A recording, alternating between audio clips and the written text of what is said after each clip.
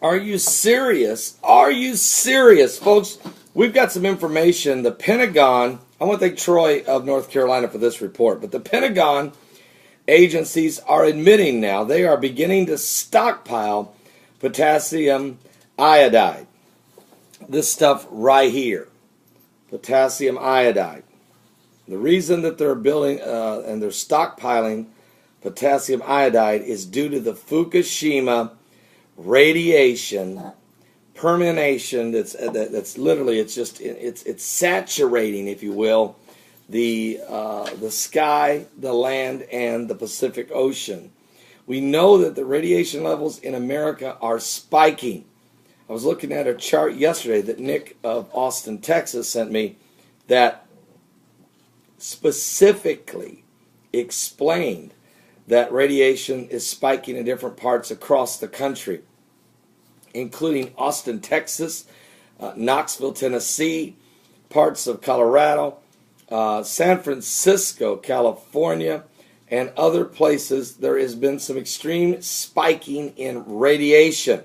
The federal bid notice reveals that the Pentagon agency began stockpiling potassium iodide in 2012 due to its concerns over the Fukushima nuclear crisis, shedding light on why the Department of Health and Human Services is now ordering 14 million doses of iodide.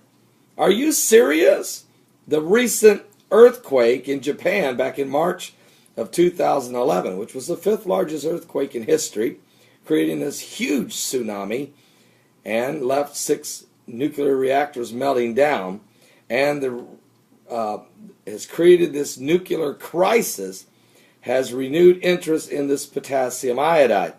The Defense Logistics Agency said in its solicitation that the recent earthquake in Japan has resulted in the Defense Logistics Agency's solicitation of more potassium iodide. The Defense Logistics Agency posted its solicitation on FedBiz Ops in 2012, asking contractors for 75,000 packages of potassium iodide tablets because the recent earthquake in Japan in March.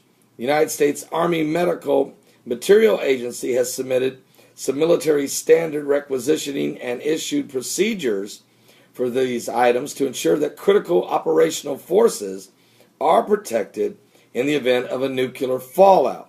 Now, the solicitation of potassium iodide keeps some radioactive iodine from being absorbed by the thyroid gland, and therefore it is commonly taken in the event of severe nuclear emergencies, such as the current Fukushima crisis. So we're getting more and more reports that the government is recognizing the critical stage we're getting in now as it relates to the radiation that's coming from Fukushima, Japan's nuclear plant. Yesterday's earthquakes in Japan didn't help, and with the CMEs that are blasting the earth as we speak from that X1.2 solar flare on the sun, the eruption a couple days ago, which could affect the power grids, could affect a lot of things. But most importantly it was a direct hit of Earth, and it was a direct hit right on the nation of Japan and the South Pacific, sparking fears of earthquakes. We're keeping a close eye on it. Matter of fact, I actually have an earthquake report from the last 24 hours. We have had 30 earthquakes, a 4.8 in the Solomon Islands. We've also had a 4.8 in Northern Mariana Islands, a 4.5 in Iran. Also, there's been a 4.0 in Turkey, 4.3 in Pakistan, a 4.5 in Guadeloupe. There was a significant 5.6 quake in New Zealand, 4.4 Guatemala, 4.9 Fiji, 4.7 Azerbaijan, 5.1 Cuba. That happened last night. also a 5.1 in New Caledonia, also 5.0 Indonesia, and 5.0 Colombia. Good news, nothing in Japan after yesterday's two quakes, one 5.0 and another one was registered at 5.4. The one 5.0 was within 300 miles of Fukushima.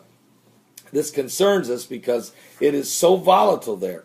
The last thing we need is to have the effects of these CMEs. I'll be right back with more information that's coming to us on an advancement on the RFID microchip technology, which could be used for the mark of the beast, and how they're using the children in the schools to continue to desensitize the American public to set up this new system. God bless you. Give your life to Jesus Christ. We're living in the last days.